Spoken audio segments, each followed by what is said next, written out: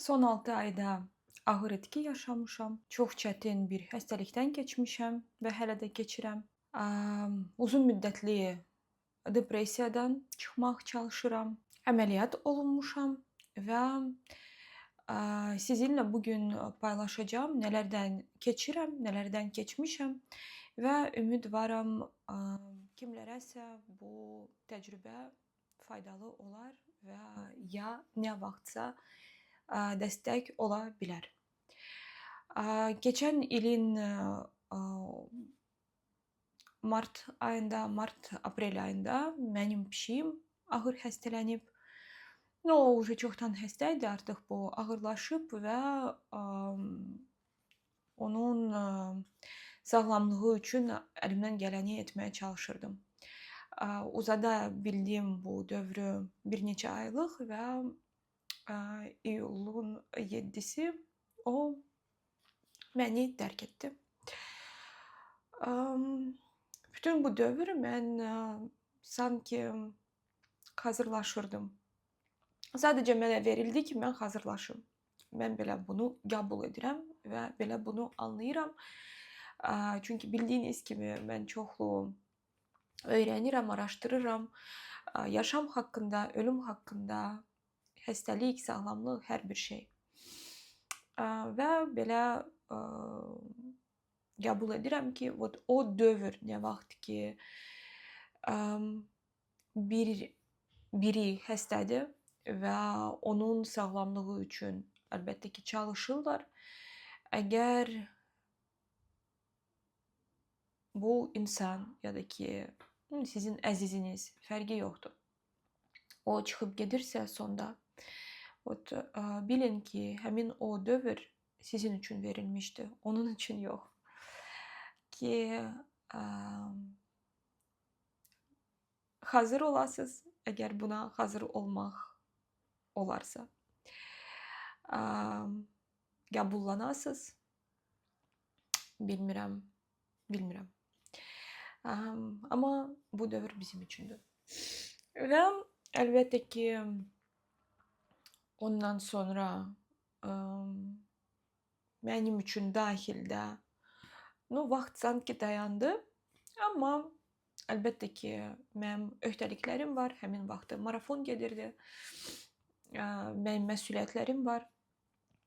Mən balaca uşaq deyiləm ki, mən depressiyadayım və hamını atdım və çıxıb getdim. Xeyr, mənim var məsuliyyətlərim. Mən bunu çox gözəl anlayıram, başa düşürəm, qəbul edirəm. Və işdir. Yəni mənim bloqum mənim işimdir, marafonlar mənim işimdir. Onları davam etdim.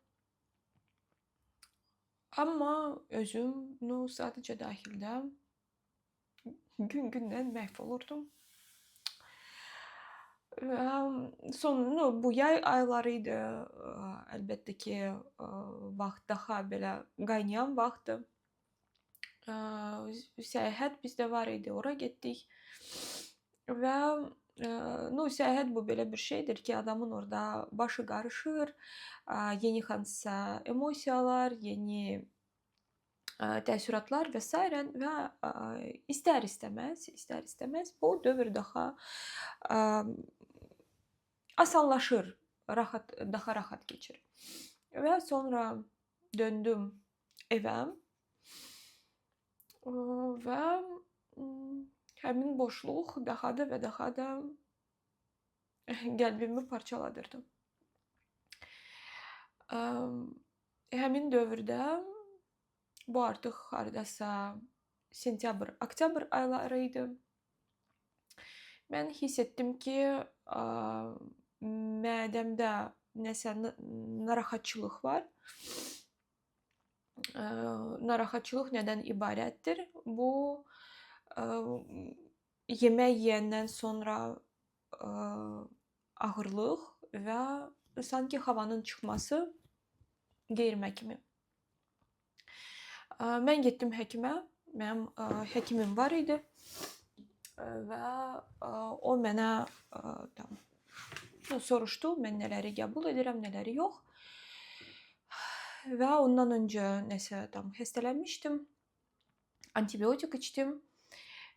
Ve ondan sonra daha da bu pisleşti. Yani ondan önce biraz normal idi ama sonra daha da pisleşti.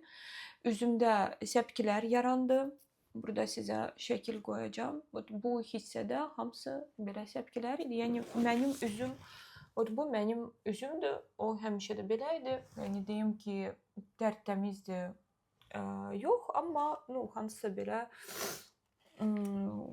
narazıçılığım da yox idi.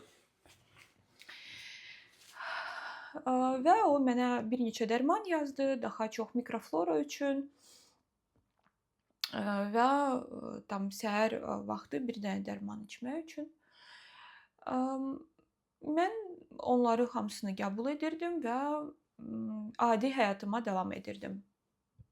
Və hər dəfəsində nəsə nie to deyəndə, yəni mən yağlı yemirəm, mən fast food demək olar ki, yemirəm. Yəni o çox nadir hallarda ola bilər ki, mən yeyim. Arada bir alkoqolsuz pivə içə bilərəm. Sırf o pivənin zakuskaları üçün. Amma onlar duzludur. Yəni o şeylərdən sonra hiss edirdim ki, vəziyyətim daha da pisləşir. Amma sonra hamısı keçib gedirdi. Və səpki də getmirdi. O mənə həkim demişdi ki, mikroflora düzələn kimi səndə səpki də gedəcək, səpki getmirdi. Və sonra mən yenidən çıxıb getdim səyahətə və həmin vaxt mənim müalicəm dövr bitdi. O dövr 1 ay yarım idi təxmini. 1 ay yarım. O bitdi və məndə çox güclü pristup oldu. Prosta dəhşət dərəcədə mədə ağrıları. Mən heç nə yeyə bilmirəm və orada mən elə bir yerdəyəm ki, deyim, nəsə tam dietik bir şeylər yeyə bilərəm. O da deyil. Və sadəcə başladım heç nə yeməmək. Tam bilmirəm, arada banan yeyirdim, piçenya, yəni çox belə sadə şeylər.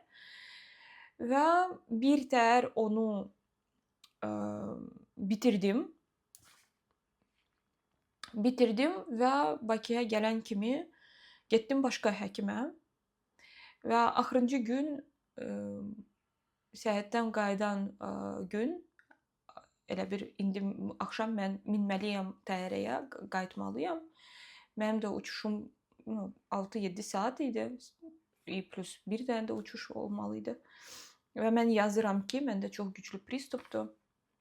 Mənə nəsə deyin ki, mən buradan alım, içim, uça bilim də. Yəni ağrılar o dərəcədə idi ki, mən artıq ölmək istəyirdim ki, onları hiss etməyim. Çünki o qədər monoton və belə biri var pristup tutdu və sonra buraxdı, biri də var prosta daimi ağrı. Və onun assistenti mənə dedi ki, həkim çəkilişlərdədir bugün və biz sizə sabah dönəcəyik.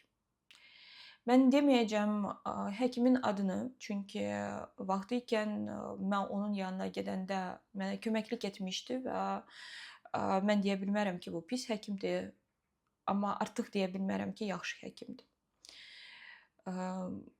Çünki sonra məlum oldu ki, mənə diaqnoz düzgün qoyulmadı, bu bir və ikincisi, mənə televiziya ulduzu yox, mənə həkim lazım idi həmin an.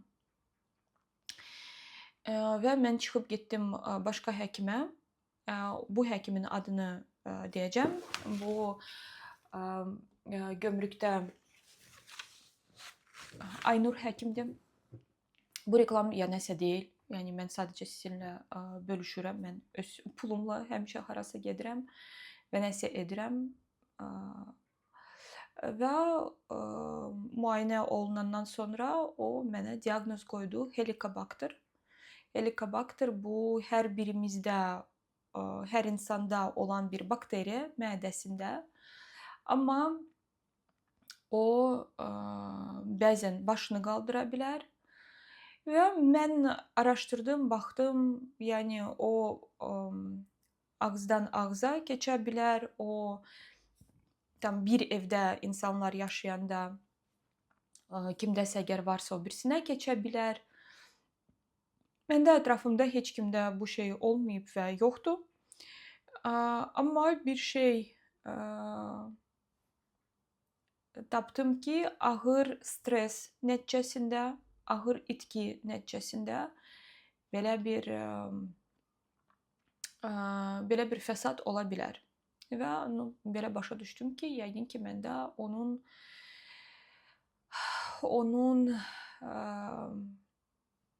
səbəbindən oldu. Çünki vaxt gedir, amma deyim ki, qəlbimdə nəsə azalır, ya da ki, nəsə unudulur, ya da ki, nəsə düzəlir, konkret o yoxdur. O prosta yoxdur. Eyni zamanda da görürdüm, hiss edirdim. Mən çox gözəl analiz etməyə bacarıram ki, mən məhv oluram. Mən demək olar ki, işləmirəm. Bu okey. Mən artıq kifayət qədər özümü tanıtırmışam və bildirmişəm mən kiməm və artıq mənə özümü sübut etməyə ehtiyac yoxdur. Min şükür. Çünki как это называется? Öz adımı qazanmışam. Buna görə də nə vaxtsa əgər mən nəsə deyirəm, ya da ki, nəsə elan edirəm, insanlar böyük məmnuniyyətlə qoşulurlar, gəlirlər və faydalanırlar. Amma həyat gedir, mən yaradıcıyam və görürəm ki, bu belə davam edə bilmir belə. Çünki əgər mən elə bu bir yolla yaşasam, mən konkret olaraq depressiyada məhv olaram. Mən bir il yarım depressiyadan, bu il 2 il artıq olacaq. Öz depressiyamdan çıxmışam. Sizinlə bölüşürdüm. Burada video da var. Mən depressiyadan necə çıxdım, onu izləyə bilərsiniz.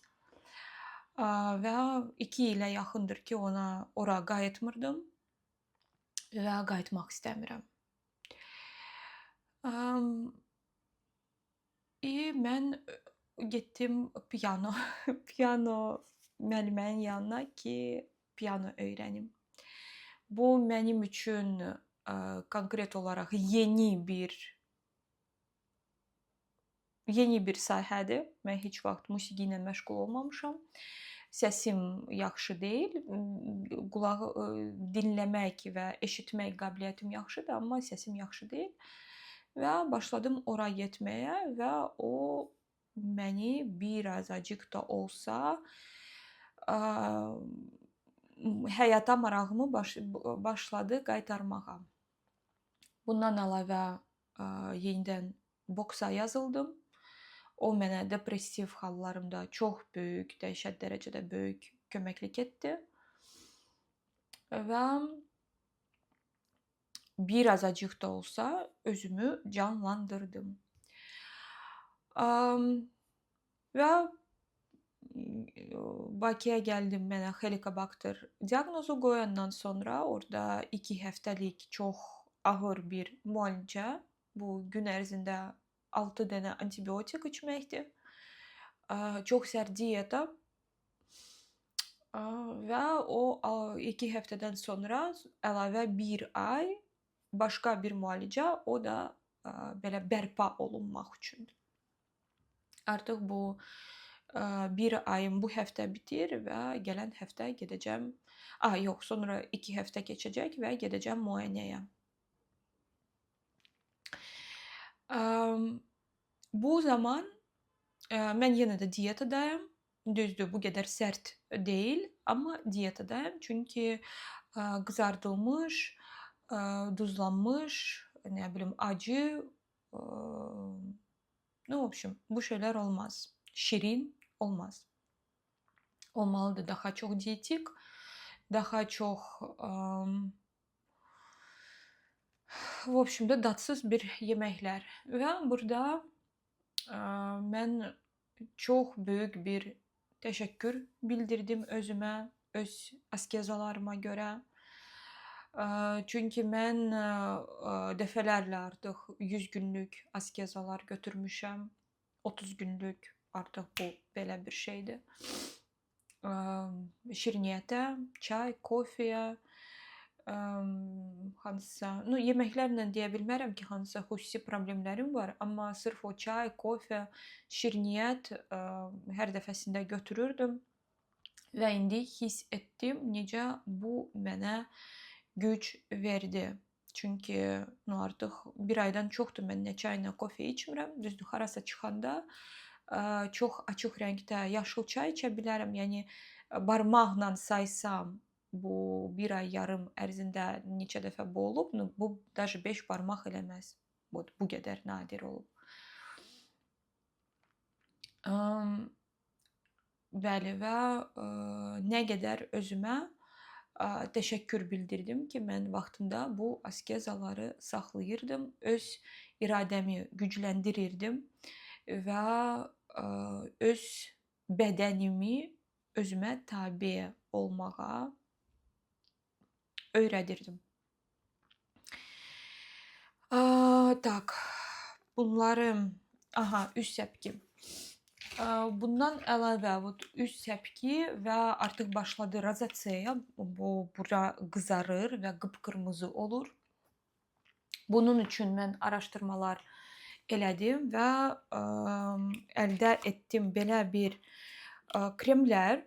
Bu Elidel kremidir və əslində bunları mənə ChatGPT tövsiyə etdi. Mən onunla həkimdən gələndə bütün dərmanları göstərirdim. Nədir, nə deyil. Mən xaricdə olanda, mənim həkimim televiziya ulduzuydu və mən necəsə özümə köməklik etməli idim və o mənə artıq görürdü ki, mən ona deyirəm, hansı dərmanlar artıq içirəm. O görürdü ki, mən həkimlə əlaqədəyəm və nələri isə məsləhət görürdü. Çünki mən bilən o hansısa dərmanlar məsləhət görmür. Sonra burada Skin Clear o mənə tövsiyə etmişdi. Bunları mən Rusiyadan gətizdirdim. Sonra özümə Rusiyadan gətizdirdim Helikater. O da çox gözəl bir vasitədir. O müalicəyə dəstəkdir.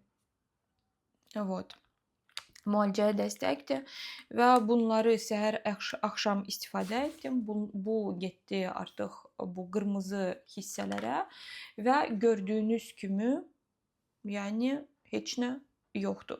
Çünki bura konkret olaraq çox və çox pis səpki idi və hətta baxmayaraq ki, hətta period dönəmimdir, heç nə səpki falan heç nə olmadı. Əlbəttə ki, mən müəyyən bir kremlər istifadə edirəm və s. Amma ən mənə kömək eləyən oldu bunlar. Поэтому bilmirəm, əgər kimsə nə vaxtsa bu video baxacaq və özünü burada görəcək, istifadə edə bilərsiniz ya da ki, heç olmasa məsləhətləşə bilərsiniz. Və bundan əlavə mən əməliyyat olundum. Burada burnumda, sizin yadınızda ola bilər, məndə belə şram var idi. O nə vaxtsa mən xal götürmüşdüm lazerlə və onu yaxşı götürməyiblər. Orada çox belə çıxıntı kimi qalmışdı. Mən onu bir neçə dəfə plekserlə götürdüm. Sonra digər lazerlərlə, şlifovka falan heç nə götürmürdü və axırıncı dəfə mənə bir həkim dedi ki, Marcina, ehtiyatlı ol, çünki sən onu çox zədələyirsən. O səndə hələ ki belədir, it's okeydir. Amma əgər o içəri girsə, batıq kimi olsa şram, sən onu sonra heç nə edə bilməyəcəksən və o çox eybəcər görsənəcək sənin üzündə və heç nə edə bilməyəcəksən.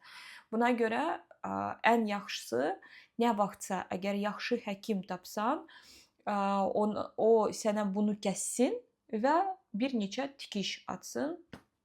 Mən bunu elədim. Yadımda deyil klinikanın adı. Boris doktor. Mən aşağıda qoyacağam onun əlaqə nömrəsini və bir də Aynur doktoru mən qoyacağam, paylaşacağam. Çünki bu həkimlərdən razıyam və Boris doktor ümumiyyətlə o bizə çox əməliyyatlar eləyib, tam ailədə kimlərə nəsə lazım idi və yaxşı peşəkar həkimdir. Yenə də bu heç bir halda reklam ya nəsə deyil. Mən pul ödəmişəm bu əməliyyata görə, поэтому reklam düşünməyin. Sadəcə məqsədim odur ki, mən çox uzun müddət, mən hətta Dubayda bir neçə elə olub ki, eyni yerdə tam görmüşəm hansısa cərrahı və soruşmuşam ki, bunu edə bilərsiniz. Onlar belə bu məsuliyyəti boynuma götürmək istəmirəm. Mən bunu belə başa düşdüm və imtina etdim. Mən çox razıyam bundan, baxa bilərsiniz. Əlbəttə ki, bu hələ yox, bu artıq 2 aydır. Bu 2 aydır. Mən bura nə istifadə edirdim? Alman aptekdən almışdım plaster, xüsusi silikon plaster var. O uzundur, belə bir uzunluqdadır. Onu kəsmək olar və balaca bir yerlərə yapışdırmaq olar. Onun qiyməti 9 manatdır və onu hər gün yapışdırırdım. Sonra görürəm ki, yazılır, skoç niyə yapışdırırsınız üzünüzə? Doğrudan. Və o çox gözəl şıramı götürmək üçün təsir edir. Forskar mənə demişdi həkim, onu da ilk 10 gün istifadə etdim və sonra bu plasterdən istifadə edirdim və ümidvaram bu yavaş-yavaş keçəcək. Вот так. Nə deyə bilərəm o insanlara ki, bilirsiniz, mən bu dönəmə elə bir dönəm adlandıra bilərəm ki, burada mən nəyəsə konkret olaraq təsir edə bilmərəm. Bu sadəcə elə dövrdür ki, onu keçmək lazımdır. Bu mənim həyatımda ilk itki deyil. Buna görə də bəlkə müəyyən fəlsəfə ilə yanaşa bilirəm. Çünki bundan öncə artıq nə qədər araşdırmalar aparmışam və s. Mən bilirəm ki, hər kəsin nə vaxtı gələcək, onlar çıxıb gedəcək və bunlar sadəcə sözlər deyil. Bu nəyə mən konkret olaraq inanıram. Mən inanıram ki, gedənlər yox olmur, onlar yanımızdadır, onlar bizi dəstəkləyir, onlar bizi ötürür. Mən bilirəm ki, istədiyimiz zaman onlarla danışa bilərik və biz onları eşitməsək də, onlar bizi eşidirlər və bizə işarələrlə cavablar verirlər və əgər biz o işarələri görməyə açıq olarıqsa, onları görə bilərik. Və eyni zamanda mən adi real insanam, öz hisslərimlə, öz duyğularımla və bu hissəm, bu itki ilə heç cürə qəbullana bilmir. Bilmirəm nə vaxtsa, necəsə, əlbəttə ki, qəbullanacaq, amma indi yox. Və bəlkə də kimdəsə sual yarana bilər, bəs başqa bir şey götürə bilərsən, niyə istəmirsən və s. Mənim üçün çox önəmlidir ki, tək bu mövzuya aid deyil, bütün mövzulara aiddir, həyatımda baş verən mövzulara. Mən bilirəm və bu həqiqətdir ki, hər bir dövrü yaşamaq lazımdır. Əgər biz onu yaşasaq, yalnız o zaman biz o dövrdən çıxa bilirik və onu özümüzlə dartmırıq. Bu istər ayrılıq olsun, istər itki olsun, istər hər hansısa qəzəb olsun, fərqi yoxdur. Əgər biz özümüzə imkan veririk onu yaşamağa, amma eyni zamanda da konkret olaraq düşmürük o vəziyyətə. Yəni mən anlayıram ki, əgər ayrılıqdır, biz ayrıldıq və mən qaçmıram bu insanı kiminləsə əvəz etmək. Mən çalışmıram bu insanı unutmaq ya da ki, mən çalışmıram bu insanı ya da ki, olan yaşadığımız günləri gözdən salmaq. Mən sadəcə qəbul edirəm ki, bu olub və indi yoxdur. Hər hansısa səbəblərdən indi yoxdur. Nəsə indi edə bilərəmsə, okey, edirəm. Amma əgər edə bilmərəm və olan budur, deməli olan budur. Və həyat davam edir. Çalışıram nəsə yenilik həyatıma qatmağa. Eyni şey məndə baş verib nə vaxt mənim çox ciddi 4 illik münasibətim bitmişdi. Və orada da biz heç bir şey edə bilmirdik.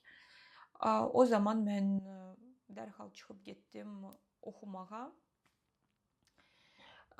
Və özümü verdim işə. Yəni gecələr ağlayırdım, günortalar işləyirdim. Bu belə onda da baş verirdi, indi də. Və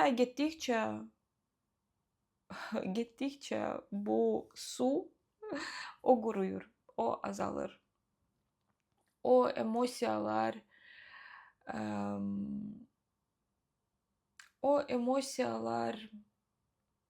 artıq o pik nöqtədən yavaş-yavaş dərəcədə düşür. Və bu demək deyil ki, nə vaxtsa ay unudum ya nəsə. Xeyr, sadəcə artıq o bu qədər aktual deyil. Və vaxt keçdikcə o arada sızıldayır və bu qədər. Buna görə də indi bu halımda başqa bir pişik götürmək heç bir halda mən istəmirəm. Bu bir. İkincisi, mən istəmirəm bu bilirsiniz, əvəz etmək. O pişik getdi, yeni pişik, hər şey yaxşıdır. Xeyr, heç nə yaxşı deyil. Və üçüncüsü, özüm üçün mən belə bir qərar verdim. Əgər düzdür, indi həyatdır, hər şey ola bilər. Bəlkə nə vaxtsa, hardasa məni pişik özü tapdı və mən onu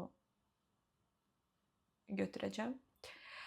Amma əgər mənim qərarım olsa, mən düşünürəm ki, nə vaxt öz ailəm olar, öz hansısa, bilirsiniz, konkret bir yerim olar. Çünki indi mən buradayam, mən zaten çıxıb gedəcəm.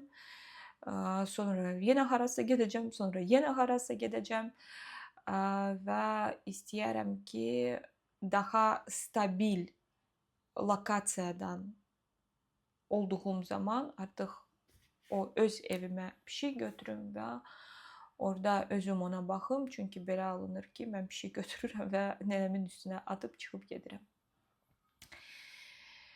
Belə, bilmirəm.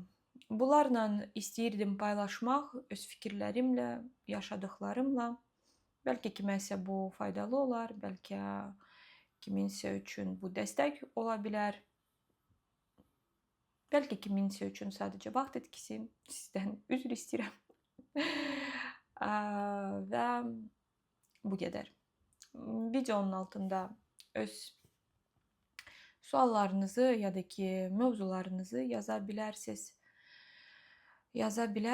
və mən sizə çalışaram, onları cavablandıram. Məndə bu qədər. Özünüzə yaxşı baxın, özünüzü, sağlamlığınızı və yaxınlarınızı qoruyun. Hələlik.